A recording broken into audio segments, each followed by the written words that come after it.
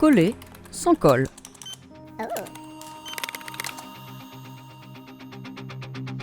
Ma grand-mère doit être opérée bientôt.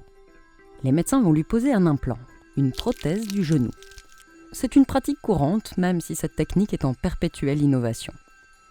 En effet, cette prothèse sera ce que l'on appelle un implant de nouvelle génération, pour lequel il faudra assembler différents matériaux. Des métaux, des céramiques et même des polymères. Mais que sont les polymères exactement ?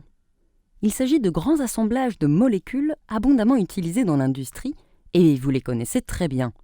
Le PVC des tuyaux de canalisation ou des châssis de votre maison, le nylon qui permet de tisser les bas collants ou les fils de pêche, le polystyrène, aussi appelé frigolite, connu pour ses propriétés d'isolant thermique ou de résistance au choc, sont plusieurs exemples de polymères.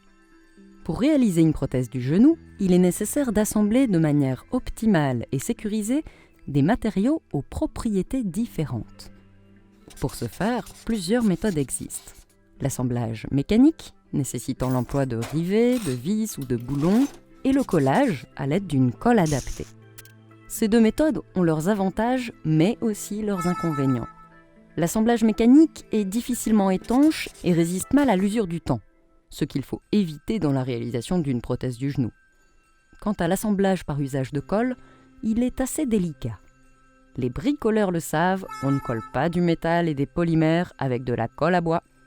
En effet, outre l'utilisation d'une colle adaptée aux différents matériaux à assembler, il s'agit de s'assurer qu'elle ne soit pas toxique pour l'organisme. Or, en règle générale, plus une colle est efficace, plus elle est toxique. Heureusement, une troisième méthode permet de pallier les différents problèmes rencontrés avec les assemblages mécaniques et à l'aide de la colle. Il s'agit de la soudure, qui consiste à fusionner la surface des matériaux. Il existe une grande variété de techniques de soudure, mais dans le cas de la prothèse de ma grand-mère, c'est la soudure laser que les ingénieurs ont choisi d'employer. C'est aussi le sujet qui intéresse Pierre dans sa thèse en physique. Mais comment ça marche, la soudure laser ? Polymères et métal sont superposés, puis passés sous un rayon laser à forte puissance. Le métal chauffe, le polymère placé en dessous fond, et les deux matériaux collent l'un à l'autre. Dans sa thèse, Pierre cherche à comprendre ce qu'il se passe exactement à l'interface des matériaux que l'on soude et pourquoi ils collent ensemble.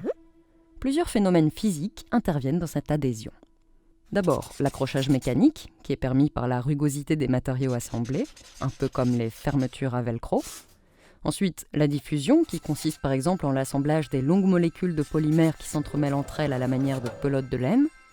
Il y a encore les interactions électrostatiques, qui, bien que plus faibles, permettent de faire adhérer des matériaux conducteurs d'électricité. Vous connaissez bien ce phénomène, puisque c'est ce qu'il se passe lorsque l'on frotte un ballon gonflé sur un pull en laine ou sur des cheveux. Ça colle. Et enfin, l'adhésion entre deux matériaux peut être due à des liaisons chimiques. Tous ces phénomènes peuvent être responsables de l'adhésion des matériaux dans le cas de la soudure laser. Pourtant, pour améliorer cette technique d'assemblage, Pierre a besoin d'observer l'interface des matériaux. Mais comment s'y prendre pour observer de tels phénomènes ? Atomes et électrons échappent à nos plus puissants microscopes. Pour observer l'infiniment petit, les chercheurs ont recours à d'autres appareils de mesure. Dans ce cas, deux méthodes ont été utilisées. La première permet de détecter des électrons venant des matériaux analysés en bombardant la surface de rayons X. La seconde consiste à bombarder la surface d'atomes électriquement chargés, les ions, pour extraire des fragments de matériaux analysés. Ce bombardement ionique brise les matériaux à l'échelle moléculaire et les fragments obtenus sont ensuite analysés par spectrométrie de masse. La combinaison des résultats de ces deux méthodes offre des indices sur la nature des réactions chimiques qui s'opèrent à l'interface des matériaux. Grâce à cette technique, Pierre a mis en évidence que des liaisons chimiques fortes se créent entre métal et polymères, permettant l'adhésion de ces matériaux lorsque ceux-ci sont soumis à la soudure laser. Mais qu'est-ce donc une liaison chimique forte ? Prenons l'exemple d'une molécule d'eau constituée d'un atome d'oxygène et de deux atomes d'hydrogène. Des électrons gravitent sur des couches autour du noyau de l'atome. La dernière couche de l'atome d'oxygène comporte 6 électrons, mais elle peut en contenir jusqu'à 8. Aussi, afin d'atteindre cette stabilité, l'atome d'oxygène va chercher à compléter sa couche externe d'électrons. Pour cela, il va partager 2 électrons avec 2 atomes d'hydrogène, créant ainsi une liaison chimique forte.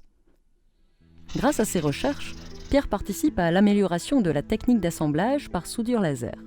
Bien que coûteuse, cette méthode est très pratique. Elle est rapide, facilement automatisable et ne nécessite que peu de préparation des surfaces, puisqu'un simple nettoyage suffit. Mais surtout, on peut assembler les pièces avec le design que l'on souhaite. Les possibilités d'utilisation et d'amélioration de cette méthode offrent de belles perspectives dans l'industrie, surtout dans le domaine médical, comme c'est le cas pour la prothèse de ma grand-mère.